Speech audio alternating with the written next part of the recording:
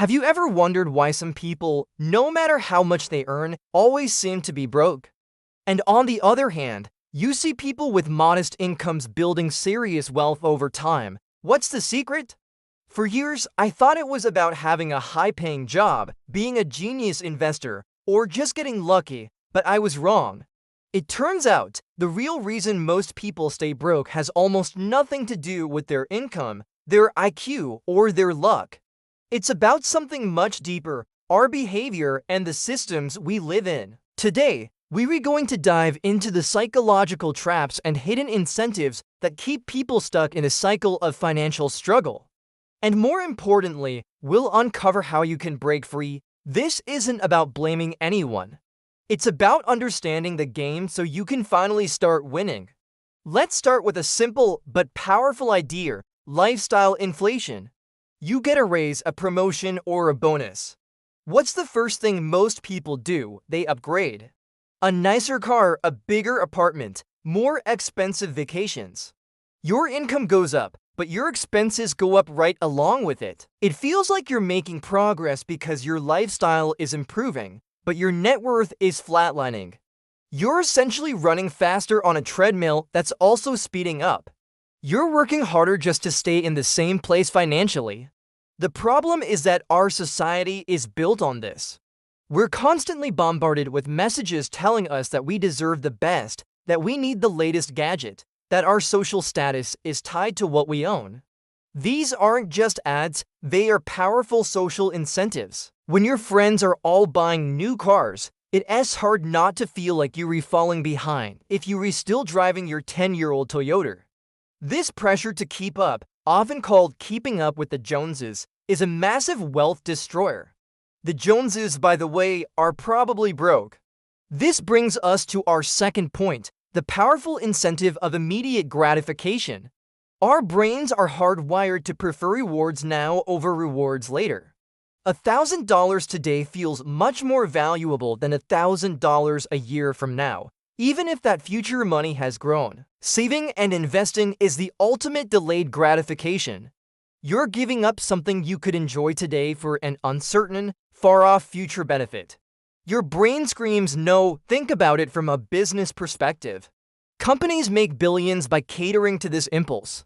Buy now, pay later services, one-click ordering, fast food.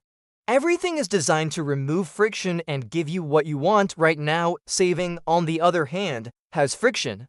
You have to consciously decide to set money aside, open a separate account, and resist the urge to touch it. The entire consumer economy is designed to make spending easy and saving hard.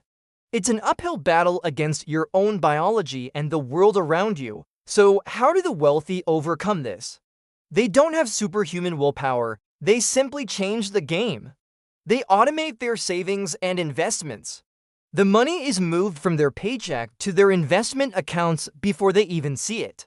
It removes the decision-making process. They make the right choice the default choice. If the easiest thing to do is save, you'll save. This is a behavioral hack that completely flips the script. Now, let's talk about a controversial one: debt.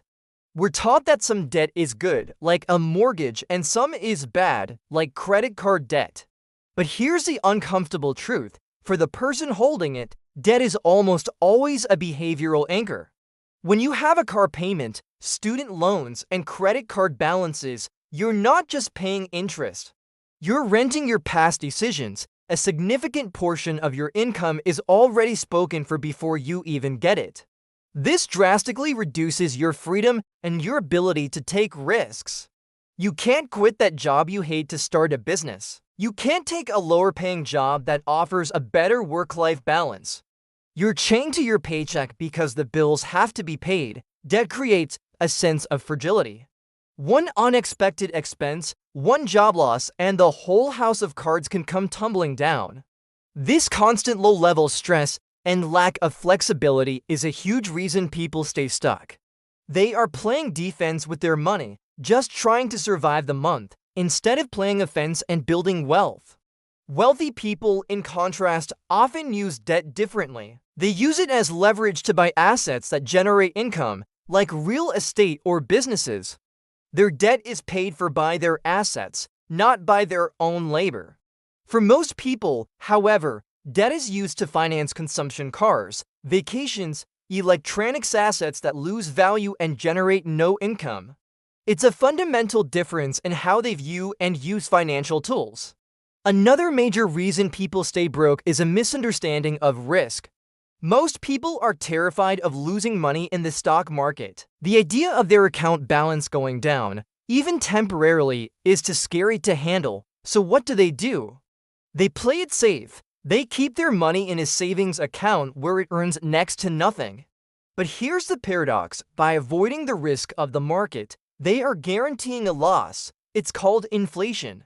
If your money is earning 0.5% in a savings account, but inflation is running at 3%, you are losing to 0.5% of your purchasing power every single year. You're not staying even, you're slowly and silently getting poorer. The safest option is actually a guaranteed path to losing money over the long term. True financial risk isn't volatility, the up and down movements of the market. True financial risk is not having enough money to live on when you're older. It's the risk of running out of money in retirement. By being afraid of short-term paper losses, people embrace the much larger and more catastrophic risk of long-term financial failure. Building wealth requires you to accept calculated, short-term volatility in exchange for long-term growth. You have to be willing to see your account go down sometimes to give it the opportunity to go up significantly over decades. Finally, and perhaps most importantly, is the lack of a clear financial plan or goal. Most people don't have one, they just drift. Money comes in, money goes out. They hope there's some left over at the end of the month, but hope is not a strategy. Without a clear destination, you're just wandering. You can't make smart decisions because you don't know what you're working towards. Imagine trying to build a house without a blueprint. It would be a disaster. Your finances are no different. You need a blueprint. How much do you need to retire? What does your ideal life cost? When do you want to achieve financial independence? These aren't just numbers. They are the why behind your financial decisions. When you know you need to save $2,000 a month to retire in 20 years, it suddenly becomes a lot easier to say no to that expensive dinner or that weekend trip you can't really afford. Your goal gives you purpose and makes the short-term sacrifices feel meaningful. It's no longer about deprivation, it's about making a trade-off for a future you desperately want. People who stay broke lack this vision. They are only focused on the present, so the present always wins. So let's recap the real reasons most people stay broke. It's not their salary, it's lifestyle inflation driven by social pressure. It's the constant battle against our own wiring for instant gratification, which the entire economy exploits.